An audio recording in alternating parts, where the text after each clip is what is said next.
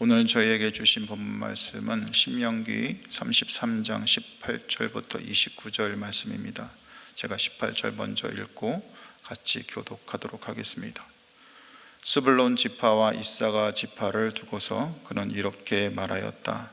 스불론은 해상무역을 하여 번성하고 이사가란 집에 재산을 쌓는다. 그들은 외국 사람을 그들의 산마을로 초청하여 거기서 의의 제사를 드린다. 바닷속에 얻은 것으로 부자가 되고 바닷가 모래 속에서도 감춰져 있는 보물을 취한다. 갓 지파를 두고서 그는 이렇게 말하였다. 갓 지파의 땅을 넓혀주신 하나님을 찬송하여라. 갓은 사자처럼 누웠다가 사로잡은 먹이에 팔과 머리를 짓는다. 그들은 가장 좋은 땅을 차지하였다. 한 지도자의 목이 그들에게 배정되었다. 이스라엘의 지도자들이 함께 모였을 때 그들은 주님의 공의를 지키고 율법에 복종하였다. 단 지파를 두고서 그는 이렇게 말하였다. 단은 바산에서 뛰어나오는 사자 새끼와 같다. 납달리 지파를 두고서 그는 이렇게 말하였다. 은혜를 풍성히 받은 납달리야, 주님께서 주시는 복을 가득 받은 납달리야, 너희는 서쪽과 남쪽을 차지하고 살아라. 아셀 지파를 두고서 그는 이렇게 말하였다. 아셀 지파는 다른 어느 지파보다 복을 더 많이 받은 지파다. 그들은 형제들에게 귀여움을 받으며 그들의 땅은 올리브 나무로 가득 찬다. 쇠와 노수로 만든 문빗장으로 너희의 성문을 채웠으니 너희는 안전하게 산다. 이스라엘 백성아, 너희의 하나님과 같은 신은 달리 없다. 하나님이 너희를 도우시려고 하늘에서 구름을 타시고 위엄 있게 오신다. 옛부터 하나님은 너희의 피난처가 되시고 그 영원한 팔로 너희를 떠받쳐 주신다. 너희가 진격할 때 너희의 원수를 쫓아내시고 진멸하라고 명령하신다. 곡식과 포도주가 가득한 이 땅에서, 하늘에서 내리는 이슬에 흠뻑 젖은 이 땅에서 이스라엘이 평화를 누린다. 야곱의 자손이 안전하게 산다. 이스라엘아, 너희는 복을 받았다. 주님께 구원을 받은 백성 가운데서 어느 누가 또 너희와 같겠느냐. 그분은 너희의 방패이시오 너희를 돕는 분이시며 너희의 영광스러운 칼이시다. 너희의 원수가 너희 앞에서 와서 자비를 강구하나 너희는 그들의 등을 짓밟는다. 아멘. 한 15년쯤 전에 저를 위해 기도하던 한 친구가 제게 이런 말을 전했습니다. 장이야, 넌 이삭의 복이 있다. 당시 저는 이 말을 하던 친구가 무슨 의도로 이야기를 했는지 잘 몰랐고 그 친구의 말을 그냥 지나쳐 버렸습니다. 그리고 세월이 흐르면서 이런저런 일을 겪으며 그 친구가 한 말이 생각이 나는 거죠.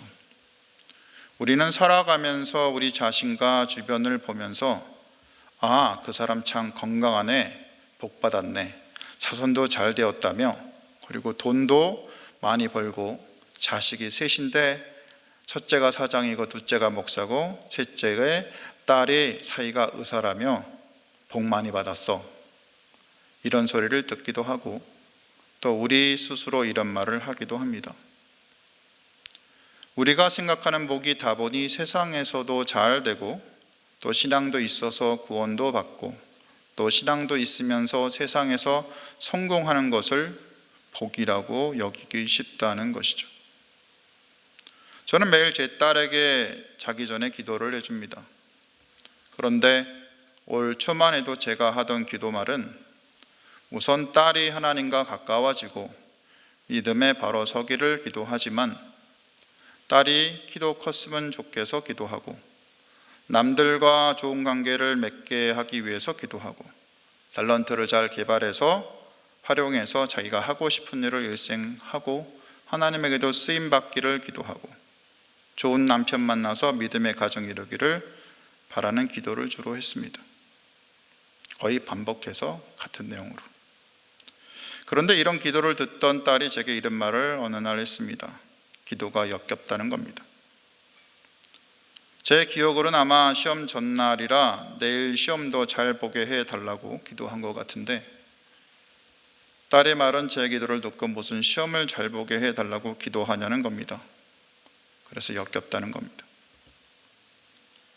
물론 요즘에는 딸이 이런 말을 전혀 하지 않습니다. 관계도 많이 좋아지고 또 안아주기도 하고, 딸이 저를 안아줍니다. 뽀뽀도 하기도 하고 그렇습니다. 그런데 딸이 막 사춘기에 접어들어서 마음이 한참 어려웠던 당시만 해도 이런 험한 말을 직감적적으로 더 하기도 하고 또 무시하는 발언을 하는 것이 꽤 자주 있었습니다. 아무리 사춘기라고 해도 그렇지, 사실 저도 나이로 따지면 만만치 않은 갱년기 나이인데 그렇죠?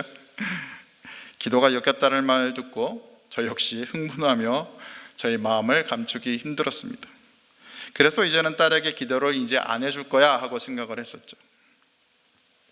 티는 많이 못 냈지만, 사실 제가 흥분한 것이 많이 티가 났을 겁니다. 한참을 씩씩거리고 분을 참다가 제 마음에 드는 생각이, 제가 딸의 미래를 위해서 구하는 복이 무엇인가 하는 생각이 들었습니다. 생각해보니 제가 목사지만 부끄럽게도 저는 기도로 딸아이의 미래를 제 마음대로 제안하고 있었습니다. 믿음이 있고 지혜와 은사도 있지만 사회에서 자신의 일을 충분히 할 만큼 실력도 있었으면 좋겠고, 웬만큼 공부도 하여 성공했으면 좋겠고, 자리도 잡아서 평안했으면 좋겠고, 좋은 가정을 이루어서 살았으면 좋겠고 등등 아비가 원하고 있었던 것을 기도했던 거죠. 목사인 지는 그렇게 사는 것이 아무것도 아니라는 생각을 스스로는 하면서, 그리고 설교도 하면서 딸아이의 인생을 위한 기도는 세상의 복을 같이 구하는 기도를 같은 내용으로 틀에 박혀 반복하고 있었으니 이것을 들으시는 하나님 마음에 역겨움이 있으셨을 겁니다. 그런 제 기도를 하나님께서 오랜 기간 동안 참고 들으시다가 다른 누구가 아닌 제 딸아이의 입으로 기도가 역겹다라는 말을 하신 거죠. 이것을 깨닫고 나자 저는 기도를 멈추겠다는 제 허접한 생각이 아니라 딸아이를 위한 기도를 바꾸기로 마음을 먹었습니다. 그저 주님을 잘 알고 믿음이 깊어지고 지혜가 깊어짐을 구하는 대체로 짧은 기도로 기도 내용을 바꾼 거죠. 물론 가끔은 짧게 건강과 좋은 가정을 위해서도 기도합니다만, 그래도 아이가 주님을 깊이 알고 그분 안에서 깊은 교제를 누리며 살기를 주된 기도 내용으로 하기 시작한 겁니다. 그런데 이 짧은 기도를 시작한 부작용이 뭔지 아십니까? 아이와 저의 관계가 이전보다 훨씬 좋아진 겁니다. 저는 성령께서 아이와 저의 인생에 일을 하시기 시작한 거라고 믿습니다. 창세기의 믿음의 조상들 아브라함, 이삭, 야곱 중 이삭은 나오는 분량도 굉장히 작고 그 인생도 밋밋합니다. 별도로 눈에 띄지 않아요. 그저 하나님의 복을 받아서 농사도 좀 되고 좀 잘 돼서 부자도 되지만, 그러다가 주변에 시기를 받기도 합니다. 이게 다예요. 그런데 블레셋 사람들은 이삭을 시기하여서 우물들을 모두 메워버립니다. 그리고 떠나라고 요구합니다. 이삭은 그곳을 떠나서 그랄 거국에서 우물들을 팠지만 이번에는 그랄 사람들이 와서 다투기 시작하면서 우물들을 빼앗습니다. 이삭은 다툼이 일어난 우물들을 다툼이란 뜻의 애색 혹은 대적함이란 뜻의 신나로 부르면서 거기서 옮겨서 다른 우물을 팝니다. 자리를 옮겨서 새롭게 판 우물까지 그랄 민족이 따라와서 빼앗지 않으므로 비로소 이삭은 이 우물에서 다툼이 없다는 의미로 이 우물을 넓은 장소, 즉 지경을 넓혀 주셨다는 뜻의 르호봇이라고 불렀습니다. 이 부분에서 우리는 이삭의 복이 무엇인가를 고민할 필요가 있습니다. 이삭의 복이 무엇입니까? 부자가 된 겁니까? 그래서 시기를 받아도 상관없다는 것입니까? 아닐 겁니다. 그의 복은 반복해서 빼앗기는 복이었습니다. 다시 말해서 그가 갈등과 분쟁이 생겼을 때 취한 태도는 그냥 빼앗기는 것이었습니다. 당시 우물은 굉장히 중요했습니다. 우물은 목축업을 주 사업으로 하는 건조한 사막 지대에서 생명과도 같은 거였죠. 물을 구하기 쉽지 않았기 때문입니다. 그런 우물을 파려면 식솔들을 모두 동원해서 우물을 팠을 텐데 대적하는 사람이 나타나면 그냥 포기하고 다른 우물을 팠던 겁니다. 아마 식솔들 중에는 어찌 한번 싸워보지도 않고 포기하냐, 도대체 내가 하나님의 언약을 받은 사람이냐, 정말이냐 하고 한 사람도 분명히 있었을 겁니다. 그런데 이삭은 누가 무슨 소리를 하던 다툼이 있을 때마다 조용히 물러납니다. 그리고 다툼이 있던 자리를 조용히 떠나 광야의 한 복판에서 우물을 파면 다시 물이 솟아나는 경험을 하는 겁니다. 이 경험을 통해 이삭이 알게 된 게 뭐죠? 하나님이 자신과 함께 한다는 겁니다. 그렇게 중요해 보이던 에색과 신나의 우물들이 이거 없으면 죽을 것 같았는데 참 별거 아님을 알았을 거고, 정말 중요한 것은 하나님 그분임을 알게 된 것입니다. 하나님은 그런 이삭을 신실하게 인도하시고 이삭은 그런 하나님을 신실하게 믿는 거죠. 이삭은 땅의 소유, 우물의 소유가 사람에게 있지 않음을 알게 되었습니다. 그는 빼앗기고 자신을 과거에 묶이지 않고 살 수 있었고, 빼앗기는 복을 통해 하나님이 어떤 분이신지 알아갔습니다. 그리고 이 과정을 통하여 하나님을 진정으로 알아가는 하나님의 사람, 믿음의 사람으로 변화되어 갔던 거죠. 오늘 본문에서는 또 한 사람의 영적 거인인 모세가 나옵니다. 모세는 인생의 마지막을 오늘 장에서 정리합니다. 마치 아버지가 마지막으로 이 땅에 남을 자녀를 보고 축복의 기도를 하듯이 이스라엘 백성을 축복하는 거죠. 모세가 누구입니까? 나이 80에 애굽에 살던 이스라엘 백성을 이끌고 홍해를 건너고 광야에서 40년을 지내며 모든 이스라엘 사람들을 이끌던 인물입니다. 그는 자신의 전 인생을 걸고 하나님을 의지하여 이스라엘을 이끌었으며 이제는 이전 세대들을 다 떠나보내고 어렸을 때부터 그 성장을 보았던 자식 같은 백성들을 모아놓고 그들이 가나안 땅에 잘 정착하라고 축복 기도를 하는 겁니다. 먼저 어제 본문에 루벤, 유다, 레위, 베냐민, 요셉 지파에 대한 축복을 다 했죠. 오늘 본문에서는 레아의 6번째, 5번째 아들인 스불론과 이사갈에 대한 축복부터 갓, 단, 납달리, 아셀 순으로 축복을 선언합니다. 먼저 이 축복을 이해하기 위해서는 우리는 이스라엘 지파별 땅 분배를 어떻게 하였는지 이해하는 것이 필요합니다. 그러니까 갈릴리 호수가 여기 있다면 이 호수를 중심으로 동쪽 요단강이 이쪽 있고요. 동쪽에는 므낫세 반지파가, 그리고 이쪽 서쪽에는 납달리 지파가 있었죠. 그죠? 그리고 납달리 지파 옆에 아셀이 있습니다. 아셀 있는 옆에 지중해가 있죠.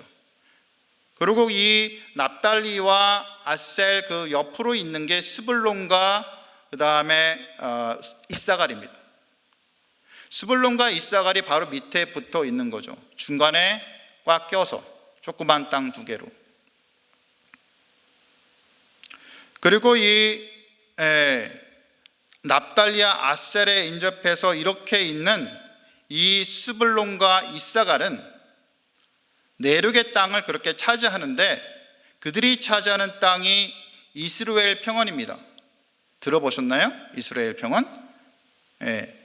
이스라엘 평원이기 때문에 농사도 잘 되고 또 바다에 접근이 되게 쉬웠습니다. 바다에 접근이 쉬워서 이들이 주로 스불론은 오늘 나오죠. 밖에 나가서 기뻐하라는 말, 즉 오늘 본문에서 보면 스불론은 해상 무역을 한다라고 번역이 되어 있는데 개역개정은 밖에 나가서 기뻐하라고 얘기합니다. 즉 해상무역을 하란 얘기죠. 해상무역을 통해서 성공을 했고, 또 이사갈은 또 장막에서 있음을 즐거워하라고 나오는데 집에서 재산을 쌓는다, 즉 농사를 통해서 성공했다라는 표현이 나옵니다. 그리고 19절에 나오는 내용이 있습니다. 그들은 외국 사람들을 산마을로 초청하여서 의의 제사를 드린다. 이 내용은 개역개정에는 백성들을 불러 산에 이르게 하다라는 표현으로 되어 있는데, 그 당시에 그들 있는 이사갈 옆에 다볼산이 있었습니다. 그래서 신학자 J.G. 맥콘빌은 이렇게 말하는데, 그 당시에 다볼에 있었던 예배초소에 대한 예언일 가능성이 굉장히 크다라고 그렇게 말하는 거죠. 모세는 갓지파에 대해서 또한 축복을 합니다. 하나님께서 갓지파에 대한 축복으로 그를 광대하게 하시며 그 다음에 암사자같이 엎드려 찢는다라고 개역개정에서 얘기를 하는데, 결국 땅을 넓혀주신다는 얘기죠. 오늘 말씀처럼 하나님을 찬송하고 사자처럼 그렇게 강한 지파로 있게 된다라고 얘기를 합니다. 우리는 갓지파의 위치를 보고 한번 생각해 볼 필요가 있습니다. 갓지파는 이 갈릴리 호수가 있고 이게 요단강이면 이쪽에 므낫세 반지파가 맨 위에 있습니다. 그리고 여기가 맨 밑에가 르우벤 지파고 그 가운데 가장 넓은 땅이 갓지파입니다. 그러니까 이 요단 동쪽의 갓지파의 넓은 땅에서 이 광활한 영토에 대해서 하나님이 모세를 통해서 얘기를 해주고, 또 그들이 암사자처럼 사자처럼 그렇게 잡은 먹이를 찢는다라고 되어 있기 때문에 사자의 같은 그런 강성한 그런 나라로 성장하고 있는 거고, 그런 지역으로, 그리고 또 가나안에 있는 나머지 지파의 전쟁을 돕기 위해서 또 요단을 건넌다. 하지만 이미 그들의 땅은 차지하고 있다라는 의미로 그렇게 예언을 하고 있는 거죠. 이해가 되십니까? 그리고 단지파를 얘기합니다. 단지파는 유다 지파가 있는데, 이게 요단강의 맨 밑에 쪽이 유다 지파입니다. 그리고 바로 바닷가에서 붙어있는 쪽에 바로 위쪽이 단지파예요. 그 단지파 지역인데, 바로 위쪽 해변에 있는 곳에 있으면서 역시 사자의 새끼로 용맹함을 얘기를 합니다. 그리고 삼손이 단지파 출신인 것은 의미심장하다 할 것입니다. 납달리 지파는 갈릴리 호수 서쪽과 남쪽을 차지합니다. 이게 무슨 얘기냐면, 갈릴리 호수가 이렇게 있으면 납달리 지파가 옆에 붙어 있어요. 이쪽으로, 요단 서쪽에. 그래서 갈릴리 지파 위쪽에서 이 남쪽과 서쪽 지역을 이 갈릴리 호수하고 맞닿아 있습니다. 그래서 거기에서 부를 많이 축적하고 그 다음에 재산이 늘어납니다. 뿐만 아니라 또 메시아이신 예수께서 스불론과 납달리 땅에 오시죠? 기억하십니까?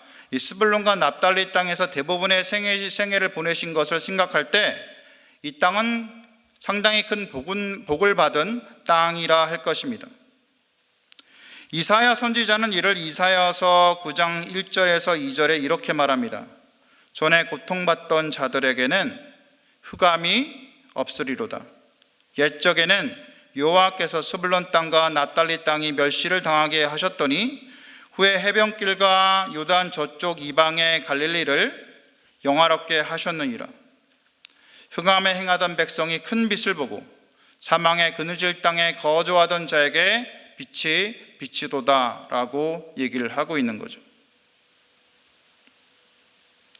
아셀 지파가 사는 지역은 아까 얘기한 것처럼 이 납달리 바로 옆에 있습니다. 그래서 지중해에 붙어 있죠. 그래서 아셀 지파는 감람나무 숲으로 굉장히 유명합니다. 그 지역이. 그래서 모세가 이것을 알았는지 다른 지파보다 복이 있다라고 얘기를 하고, 또 기쁘고 또 발에 기름이 잠길 만큼 풍요로운 그러한 지역이다라고 그런 것을 얘기합니다. 그리고 그 아셀은 철과 노수로 그렇게 문빗장을 할 만큼 능력이 있는 그런 지파라는 얘기를 하고 있는 겁니다. 모세는 이렇게 시므온을 제외한 모든 지파에게 실컷 땅의 축복을 다한 후에 자신의 결론을 내립니다.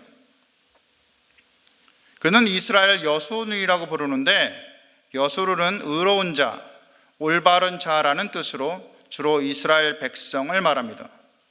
모세는 말합니다. 여수르니여, 하나님 같은 이가 없다는 것입니다. 너희들이 받은 이 모든 축복도 중요하지만 결국 가장 큰 축복은 하나님이라는 것입니다. 그분이 너희를 도우시려고 하늘에서 위엄을 나타내시며, 그 영원하신 하나님이 영원히 내 초소가 되시며 그의 영원하신 팔이 너와 함께 하신다는 것입니다. 그가 내 앞에서 내 대적을 쫓으신다는 것입니다. 그래서 너 이스라엘은 안전할 것이며 너는 곡식과 포도주로 풍족한 삶을 살 거라는 겁니다. 그러니 너 이스라엘아, 너는 행복한 자다 하고 모세는 결론하여 말합니다. 바로 내가 여호와 하나님의 구원을 얻었고 그가 너의 방패가 되시며 그가 너의 영광의 길이 되시기 때문이라는 겁니다. 그래서 내가 승리하는 삶을 살 거라는 거죠. 사실 이것이 각 지파별로 했던 축복보다 정말 더 중요한 축복이라는 겁니다. 그래서 모든 축복의 끝에 모세는 하나님에 대한 복을 강조합니다. 성도 여러분, 모세가 말하듯 가장 큰 축복은 그냥 하나님 그분이십니다. 다른 어떤 복도 하나님 그분 자체를 감히 넘지 못합니다. 그럼에도 현 시대에 살아가는 교회는 세상에서 그 힘을 잃어가는 우리 교회의 모습은 하나님이 복 자체임에도 불구하고 세상 사람들하고 똑같은 복을 구하고 있는 그 이유 때문에 교회가 힘을 잃어가는 것입니다. 그래서 현 시대 교회는 초대교회와 달리 세상을 바꿀 힘을 이미 잃어버렸습니다. 이미 우리가 세상과 똑같아졌기 때문입니다. 같은데 어떻게 바꿀 수 있습니까? 말만 번지려 하고 보여줄 진실한 삶은 하나도 없는데 어찌 세상을 변화시키는 교회가 될 수 있다는 겁니까?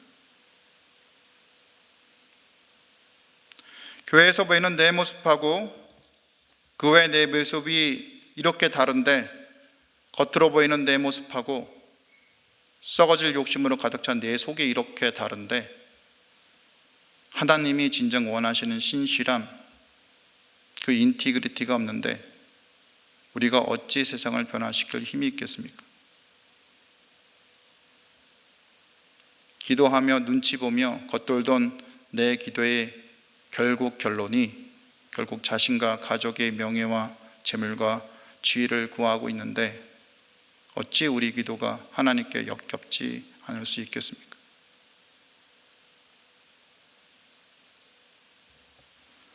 우리는 정말 하나님과 그분 앞에서 겉과 속이 신실한 인티그리티가 있는 자들입니까? 아닌 그럴싸한 포장을 한 껍데기에 불과한 존재들입니까? 인티그리티, 즉 겉과 속이 같은 신실함이 있는 것도 같고 때로는 없는 것도 같고 그렇습니까? 저도 그런데 여러분은 더 어떠시겠습니까? 똑같죠 다. 만일 그렇다면 우리는 무엇부터 바꿔야 할 것입니까? 성도 여러분, 이 시간 자신을 코람데오 하나님 앞에 세워보았으면 합니다. 그리고 정직하게 죄가 있다면 회개했으면 합니다. 우리에게 자신을 주시는 하나님만이, 다른 어떤 것이 아니라 하나님만이 진정한 복임을 기억하고 가슴에 새겼으면 합니다. 앞으로 다시는 세상과 하나님을 함께 타협하여서 구하지 아니하고, 사실 그럴 수가 없습니다. 진정한 복이신 하나님을 의지하고 그분을 구했으면 합니다. 그런 여러분이 다 되시기를 주님의 이름으로 축원드립니다. 말씀을 놓고 기도합니다. 이 시간 눈을 감고 코람데오 우리 자신을 하나님 앞에 세워보았으면 합니다. 그리고 정직하게 나의 죄가 있다면 회개했으면 합니다. 우리가 구하는 복이 무엇인지 생각해보고 앞으로 다시는 세상과 하나님을 혼합하여 구하지 아니하고 진정한 복이신 하나님을 의지하고 그분을 구하고 살아가는 우리들이 되기를 기도했으면 합니다. 오늘 가정을 위해서 기도하는 날입니다. 주님의 은혜로 가정이 바르고 건강하게 세워지도록 가족 구성원 한 사람 한 사람이 서로를 사랑하여 이해하도록 기도해 주십시오. 여름 단기 봉사 성경학교 수련을 위해서 기도하신 후 개인 기도하시면 되겠습니다. 기도하시겠습니다.